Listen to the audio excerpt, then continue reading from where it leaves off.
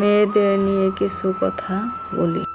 বাপের বাড়ি যেটা ইচ্ছা সেটাই করতে পারবে, কিন্তু বিয়ের পরে এইসব ভুলে যেতে হবে। তুমি রাগ করলে তোমার মা একটু পরে পরেই তোমার কাছে যাবে তোমার রাগ ভাঙাইতে, কিন্তু তুমি কি করো, আরো বেশি অভিমান করো।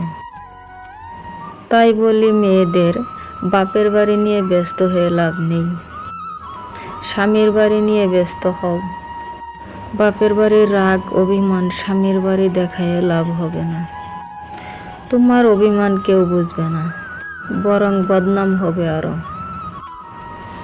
তুমি রাগ বা অভিমান করলে দেখবে উল্টে তোমার স্বামী রাগ করে বসে আছে। তখন তোমার স্বামীর অভিমান তোমাকে দেখতে হবে। তোমার অভিমান তোমার রাগ তখন কেউ বুঝবে না, তোমাকে বুঝতে হবে। তাই সব মেয়েদের উদ্দেশ্যে বলি, স্বামীর বাড়ির কাজ আর স্বামী দুইটাকে নিজের করো। ধন্যবাদ।